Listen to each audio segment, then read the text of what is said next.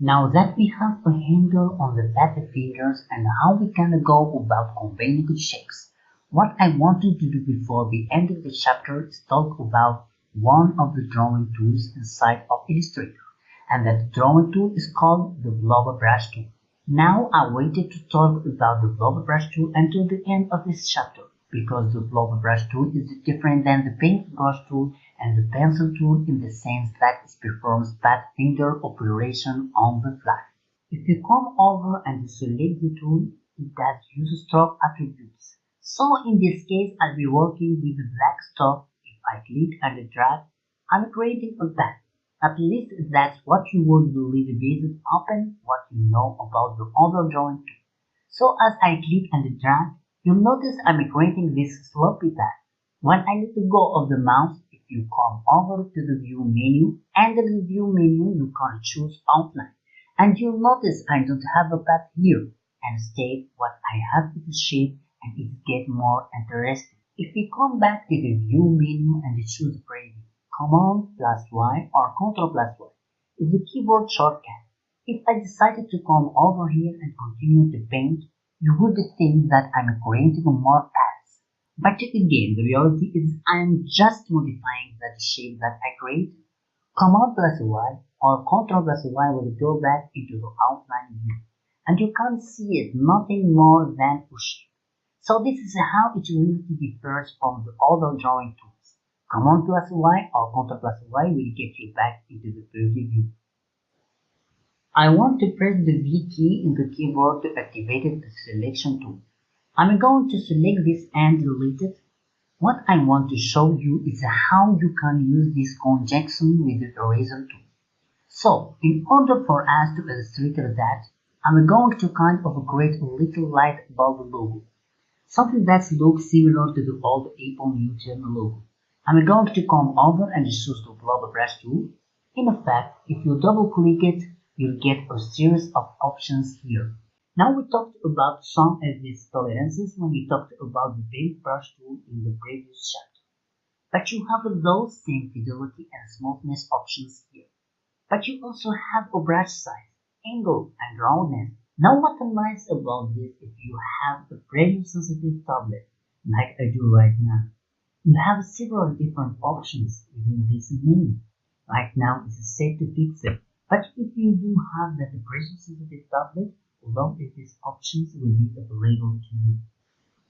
So you could choose something like pager and then specify operation. So in this case, what I want to do is I just leave the size around 10 points, and I'm going to go ahead and increase the variation a little bit, maybe increase it to 9, so we have a broad range of sizes that will be able to essentially produce on screen based upon how much pressure we are putting on that paper.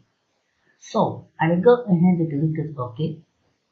You click OK. Again, you want to make sure that your stroke is set to black. Mine I got switched, so I will go ahead and switch it to black. Then you can go ahead and create that light bulb. So I'm going to go ahead and use the tablet. Again, it's a kind of a like that of the Apple Newton logo. So I'm just going to start down here towards the bottom. And I also want to show you as I press down or appear down on the drawing tablet, the thicknesses of the brush stroke increases. So I'm just going to come down here and maybe add a couple lines. And then again, I'm just going to show you the variation of the pressure.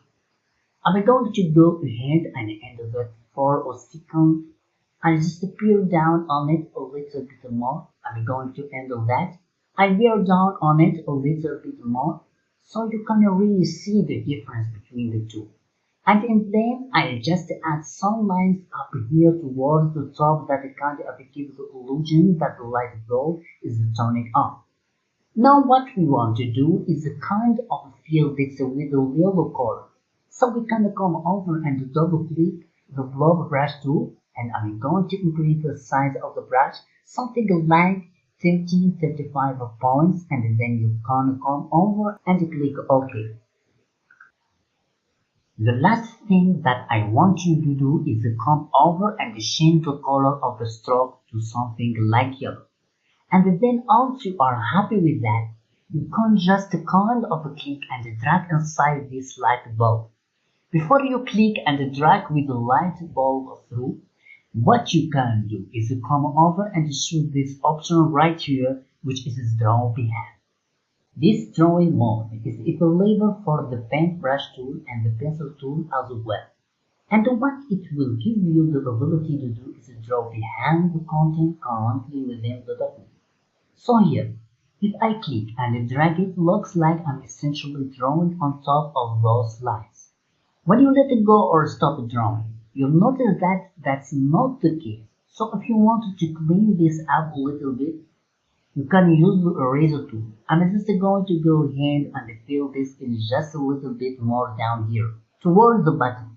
And like I said, if you wanted to clean this up, you can do with the eraser tool. Okay, if you come up to the view menu and choose outline, you can see that we are just creating a series of shapes.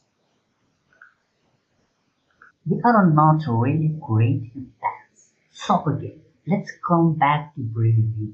Now we can choose the eraser tool, and with the eraser tool have similar options. Here you'll notice we can draw normal, we can draw behind, and we can also draw inside. But in this case, I'm just going to come over here and choose a draw normal. But if you do want to make sure that we don't harm the outline of this light bulb, we can always select the center color, and we can temporarily activate the selection tool by holding down the Command key or the Control key on Windows, and click on that. And again, it's a shape. So now if you click and drag or as the tablet, it looks like we are harming the black path, but when you let go of the mouse, you can see that that's not the case. All we are doing is altering this yellow shape that we created, and again, we can further verify that by coming up to the view menu. And under the view menu, you can choose outline again. Command plus Y or Control plus Y is the keyboard shortcut. And if you don't like it, you can always delete it. But again, the point is when you are using this block brush, you are really just creating shapes in a freehand fashion as it performs that unit path finger on the fly.